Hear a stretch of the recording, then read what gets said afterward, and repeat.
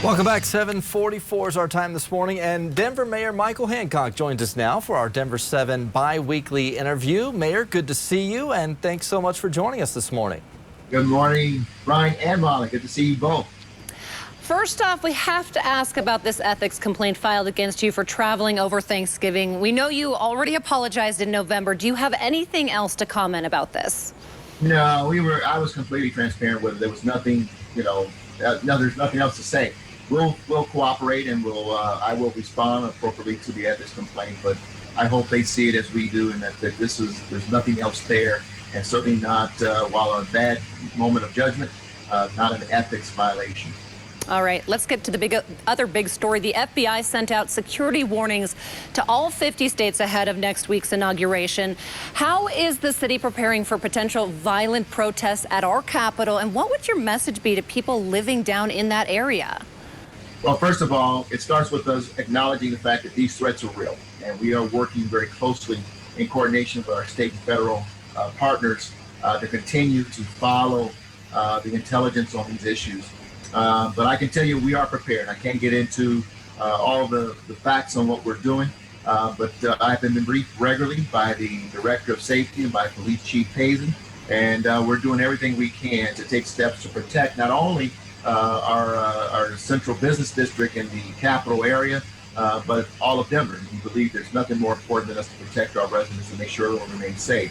Now, while we support individuals' rights to, assemble in a peaceful manner, we really discourage it primarily at this time because of COVID and the fact that we still have this virus amongst us. And two, we're not going to tolerate any destruction of property or injuring the people in our city. We're not going to have that happen. We're not going to have what happened in Washington happen here in Denver. And we're going to do everything we can to keep everyone safe and protect property. Mayor, switching gears a little bit to an ongoing issue that we've seen in our region. About a year ago, you reached out to the mayors of Aurora and Lakewood, proposing that you all work together to try to find a solution to the metro area's homeless problem. And last week, we saw Aurora Mayor Mike Kaufman take a unique approach, and we want to listen very quickly to what he had to say after he spent a week undercover living on the streets. There is capacity in the shelters to take care of those in encampments if they want to do that. But I agree with the policies of Denver in terms of sweeping them as necessary.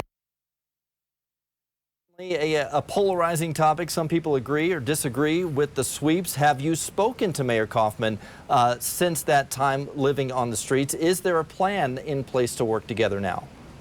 We're working on a plan. I can tell you that it's been widely reported that I spoke primarily with Mayor Kaufman and Mayor Paul in Lakewood, but the reach out and conversations have been ongoing with mayors all over the region. So I want to be very clear with that.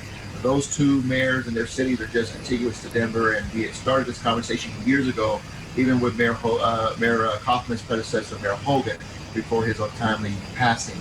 But I have not talked to Mayor Kaufman since he spent time on the street. But let me be clear. First of all, I commend him for taking the time to educate himself and to do what he did. It's courageous. But one of the things that I've always said about the challenge around homelessness is that there's no more complex of an issue. You can't just broad brush it with people who are addicted to drugs or alcoholism. We got many veterans who have PTSD. We got people on the street due to domestic violence, familial disassociation. There are a lot of reasons. If all of us were homeless, our approach has to be tailored approach to each and every person. So we got a lot of work to do, and we're going to do it hopefully on a regional basis. We're still gathering information. I hope that we'll be able to come together on a plan, and that includes not only Denver, Lakewood, and Aurora, but many other cities. Certainly a big issue to tackle. Denver has moved down to level orange when it comes to our coronavirus restrictions, but there are still so many businesses looking to get approved to the already backed up 5-star program. Is there a plan to speed up that process? We hope to speed it up. Now, Denver is just in the application process. We have applied. We hope to hear very soon, if not today, within the next 24 hours, that we have been approved. And we certainly hope and expect that we will be approved. And then we have already been putting in place the teams and the mechanisms for bringing in a third-party partner to help us expedite it. We've got volunteers as well as redeployment of city employees. And so we expect that we'll be able to facilitate a pretty efficient process. But I want to say this, Molly, I got to thank not only the tremendous team of the city of Denver, our Department of Economic Development and Opportunity, our excise and licensing, our public health department, everyone involved, but also the business community that's come together.